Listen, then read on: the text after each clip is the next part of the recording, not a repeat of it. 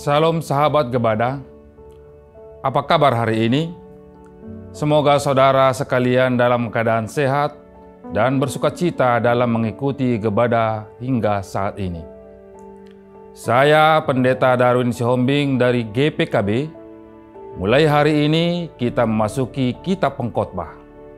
Kita akan mulai membaca Pengkhotbah pasal pertama sampai pasal keempat.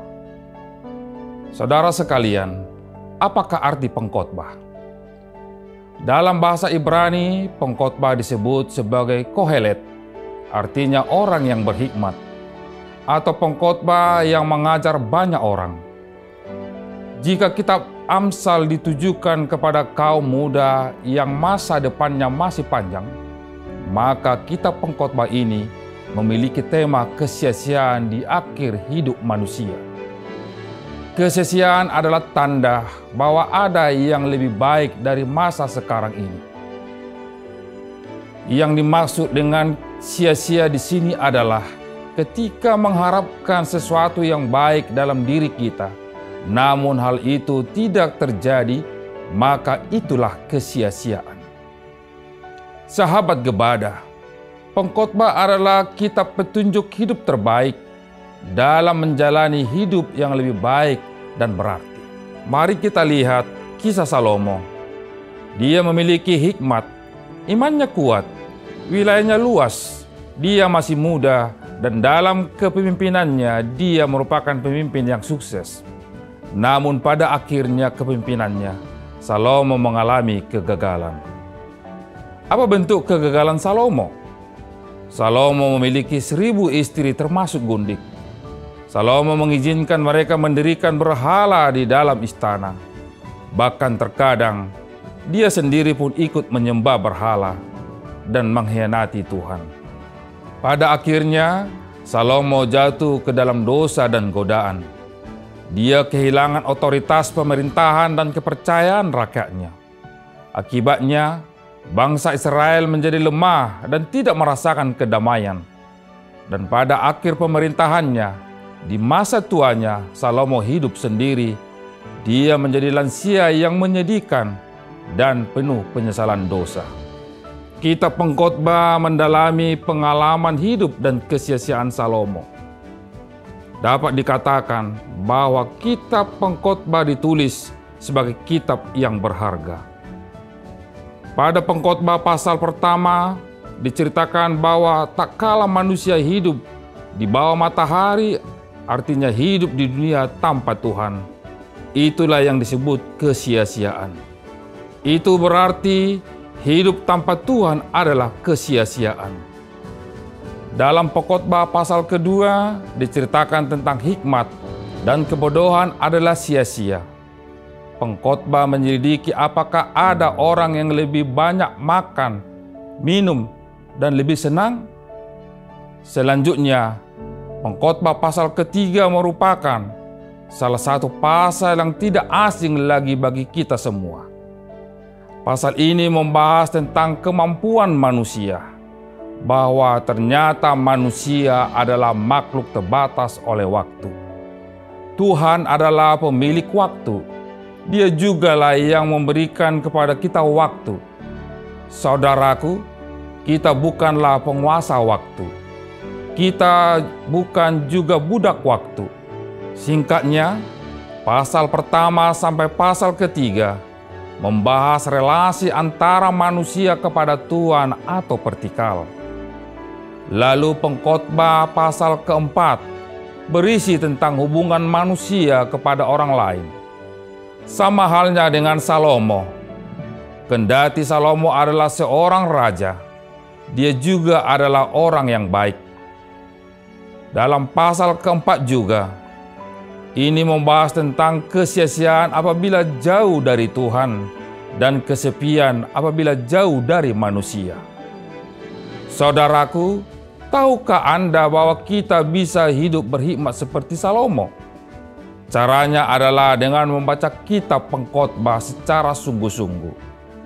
Hingga di akhir hidup kita nantinya, bukan lagi kesia-siaan yang menghampiri, melainkan kebahagiaan dan hidup kita diberkati Tuhan.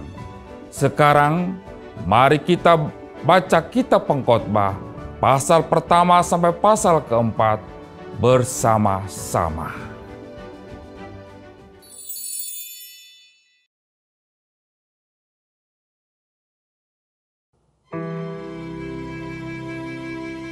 Inilah perkataan Pengkhotbah, anak Daud, raja di Yerusalem.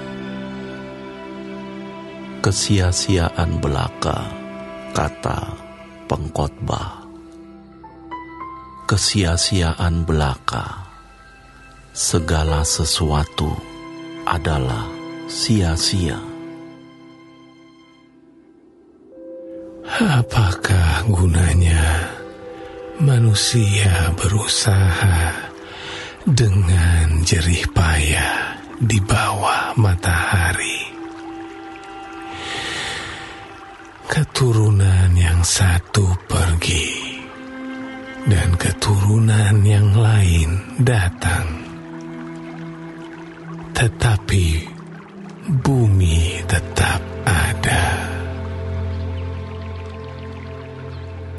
Matahari terbit, matahari terbenam, lalu terburu-buru menuju tempat ia terbit kembali. Angin bertiup ke selatan, lalu berputar ke utara. Terus-menerus ia berputar, dan dalam putarannya, angin itu kembali. Semua sungai mengalir ke laut, tetapi laut tidak juga menjadi penuh. Kemana sungai mengalir, ke situ sungai mengalir selalu. Segala sesuatu menjemukan, sehingga tak terkatakan oleh manusia. Mata tidak kenyang melihat, telinga tidak puas mendengar.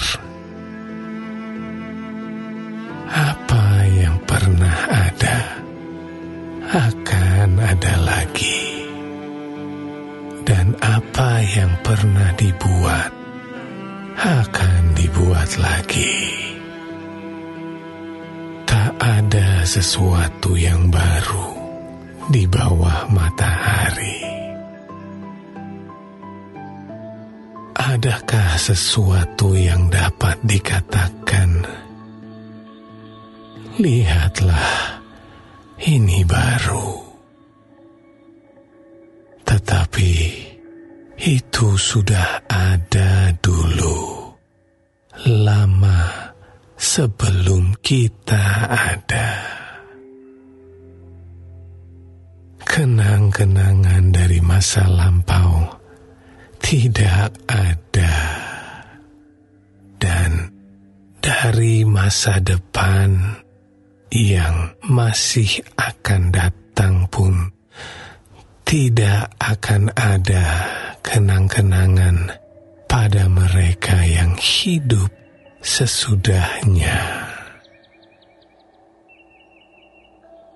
Aku, Pengkhotbah, adalah raja atas Israel di Yerusalem.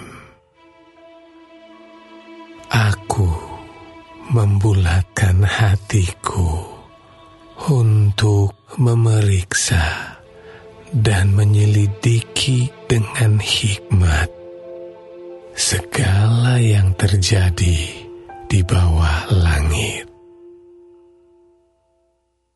Itu pekerjaan yang menyusahkan yang diberikan Allah kepada anak-anak manusia untuk melelahkan diri. Aku telah melihat segala perbuatan yang dilakukan orang di bawah matahari. Tetapi lihatlah, segala sesuatu adalah kesia-siaan dan usaha menjaring angin.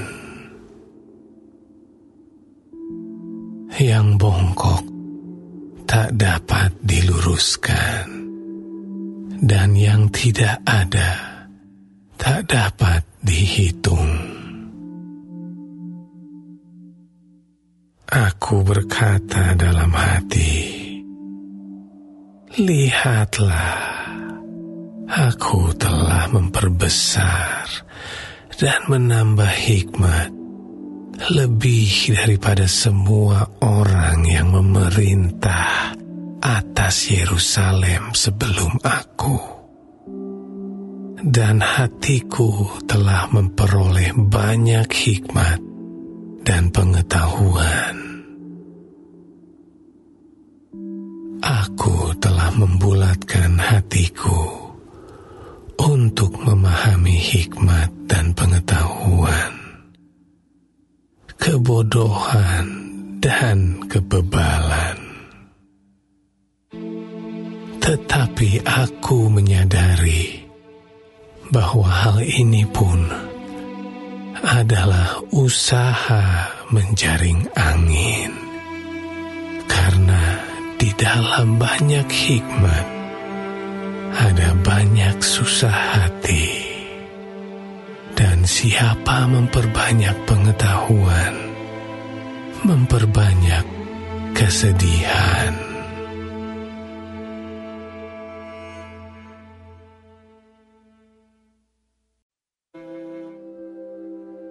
Aku berkata dalam hati,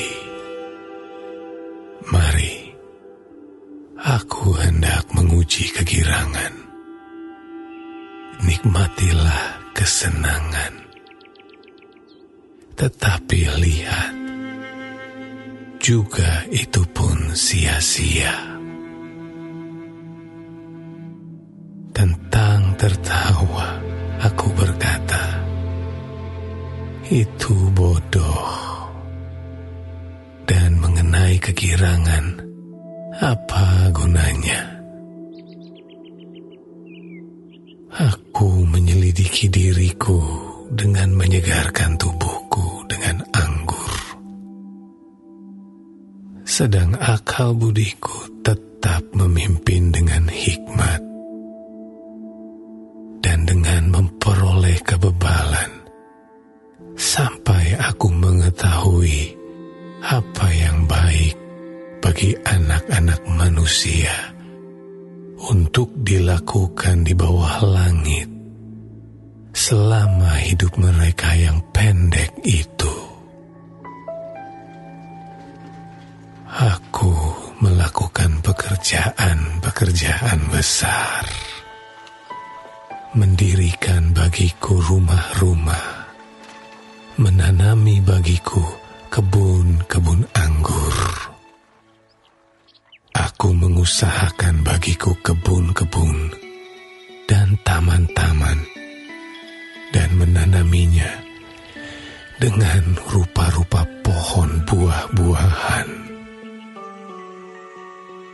Aku menggali bagiku kolam-kolam untuk mengairi dari situ tanaman pohon-pohon muda.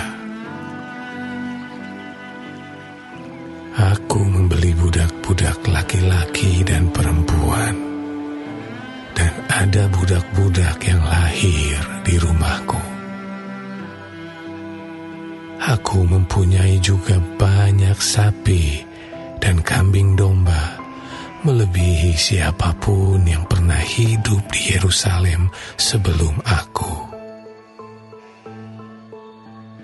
Aku mengumpulkan bagiku juga perak dan emas, harta benda raja-raja dan daerah-daerah. Aku mencari bagiku biduan-biduan dan biduanita-biduanita, dan yang menyenangkan anak-anak manusia. yakni banyak gundik. Dengan demikian aku menjadi besar, bahkan lebih besar daripada siapapun yang pernah hidup di Yerusalem sebelum aku. Dalam pada itu, hikmatku tinggal tetap padaku.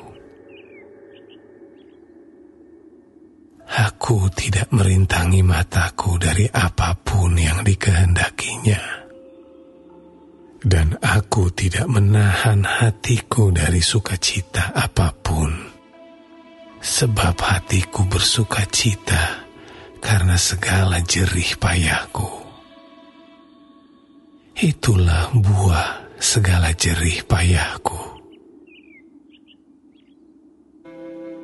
Ketika aku meneliti segala pekerjaan yang telah dilakukan tanganku, dan segala usaha yang telah kulakukan untuk itu dengan jerih payah, lihatlah, segala sesuatu adalah kesia-siaan dan usaha menjaring angin.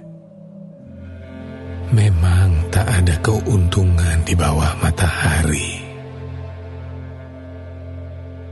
Lalu aku berpaling untuk meninjau hikmat, kebodohan, dan kebebalan.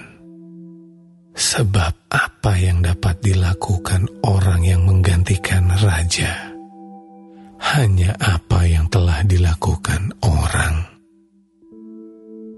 Dan aku melihat bahwa hikmat melebihi kebodohan, seperti terang melebihi kegelapan.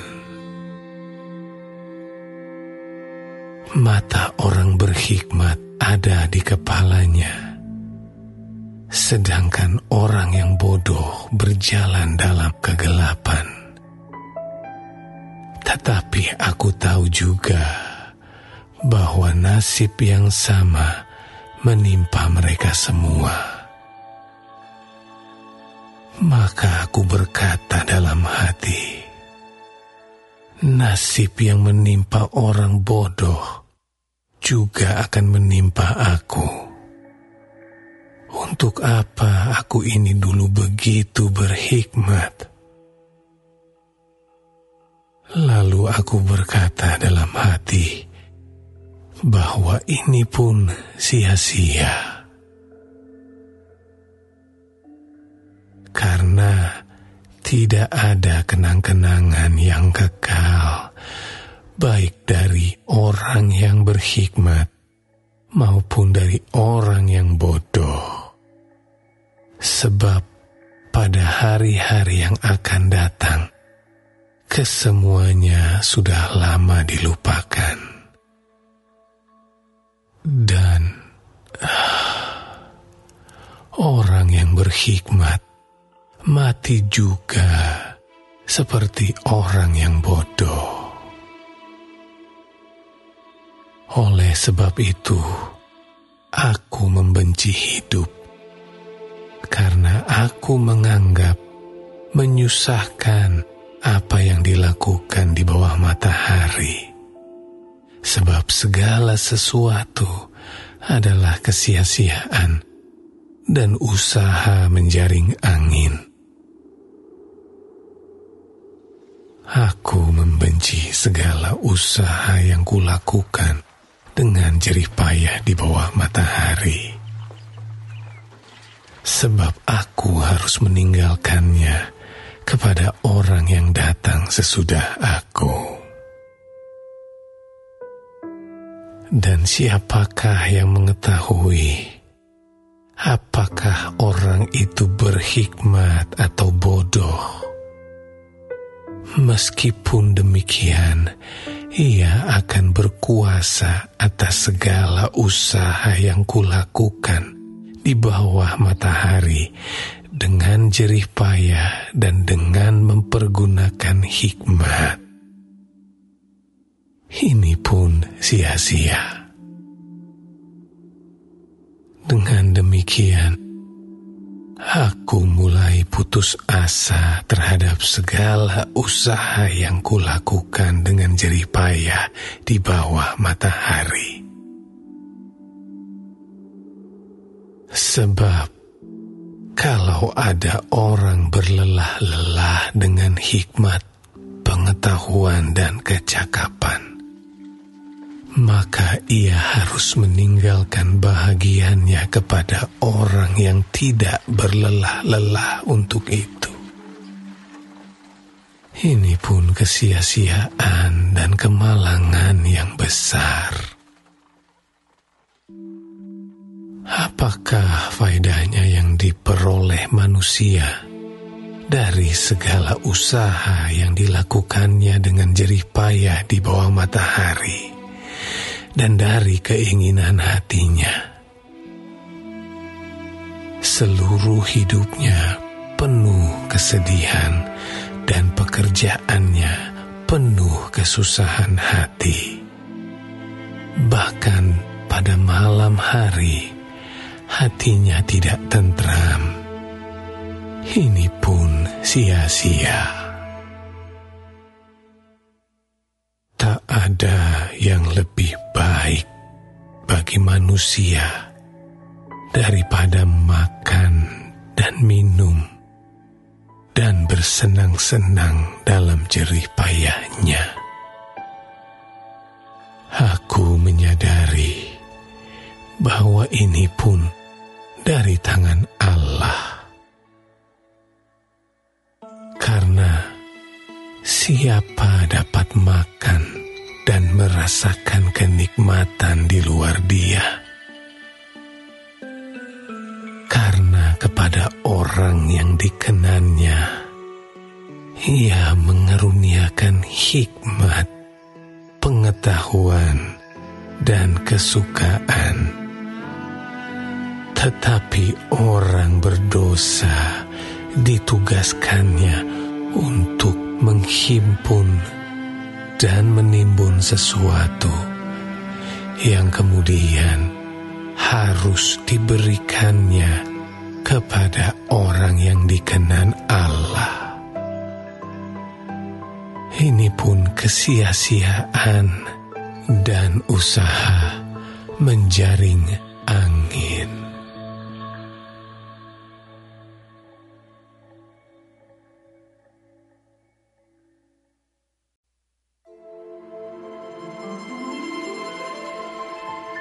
Untuk segala sesuatu ada masanya. Untuk apapun di bawah langit ada waktunya. Ada waktu untuk lahir. Ada waktu untuk meninggal. Ada waktu untuk menanam. Ada waktu untuk mencabut yang ditanam. Ada waktu untuk membunuh. Ada waktu untuk menyembuhkan. Ada waktu untuk merombak. Ada waktu untuk membangun. Ada waktu untuk menangis. Ada waktu untuk tertawa. Ada waktu untuk meratap. Ada waktu untuk menari. Ada waktu untuk membuang batu. Ada waktu untuk mengumpulkan batu. Ada waktu untuk memeluk.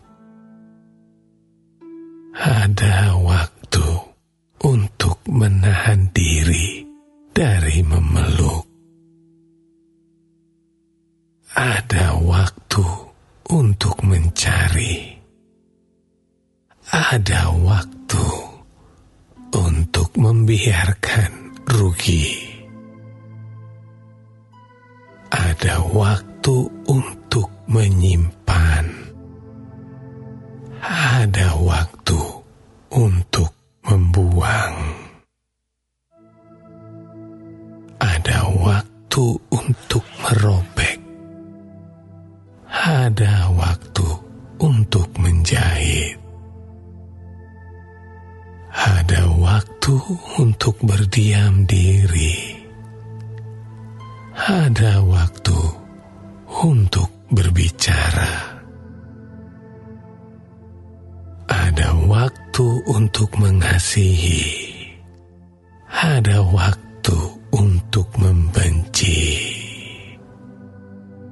Ada waktu untuk perang. Ada waktu untuk damai. Apakah untung pekerja dari yang dikerjakannya dengan berjerih payah? Aku telah melihat pekerjaan yang diberikan Allah kepada anak-anak manusia untuk melelahkan dirinya. Ia membuat segala sesuatu indah pada waktunya. Bahkan ia memberikan kekekalan dalam hati mereka.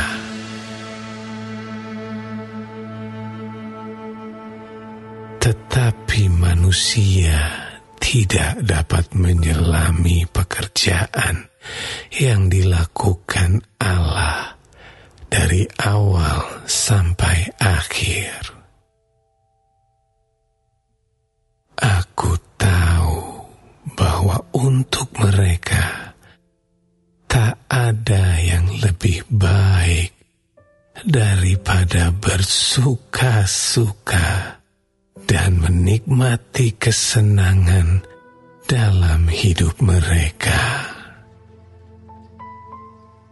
Dan bahwa setiap orang dapat makan, minum, dan menikmati kesenangan dalam segala jerih payahnya. Itu juga adalah pemberian Allah. Aku tahu bahwa segala sesuatu yang dilakukan Allah akan tetap ada untuk selamanya. Itu tak dapat ditambah dan tak dapat dikurangi. Allah berbuat demikian supaya manusia takut akan Dia. Yang sekarang ada, dulu sudah ada. Dan yang akan ada, sudah lama ada. Dan Allah mencari yang sudah lalu.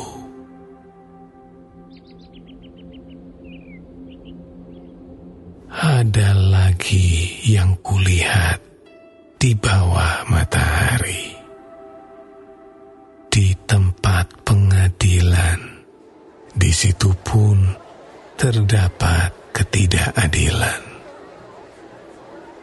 Dan di tempat keadilan, di situ pun terdapat ketidakadilan. Berkatalah aku dalam hati, Allah akan mengadili baik orang yang benar maupun yang tidak adil. Karena untuk segala hal dan segala pekerjaan ada waktunya. Tentang anak-anak manusia, aku berkata dalam hati, Allah hendak menguji mereka dan memperlihatkan kepada mereka bahwa mereka hanyalah binatang. Karena nasib manusia adalah sama dengan nasib binatang, nasib yang sama menimpa mereka. Sebagaimana yang satu mati, demikian juga yang lain. Kedua-duanya mempunyai nafas yang sama, dan manusia tak mempunyai kelebihan atas binatang, karena segala sesuatu adalah sia-sia. Kedua-duanya menuju satu tempat. Kedua-duanya terjadi dari debu, dan kedua-duanya kembali kepada debu. Siapakah yang mengetahui apakah nafas manusia naik ke atas dan nafas binatang turun ke bawah bumi?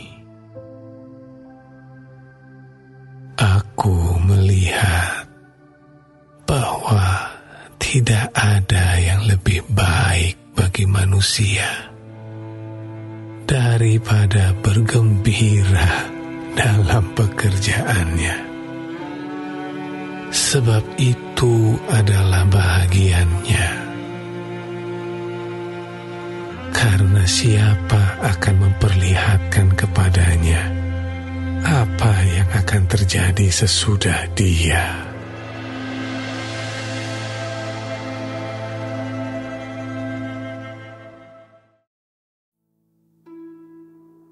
Lagi, aku melihat segala penindasan yang terjadi di bawah matahari. Dan lihatlah, air mata orang-orang yang ditindas, dan tak ada yang menghibur mereka, karena di pihak orang-orang yang menindas ada kekuasaan.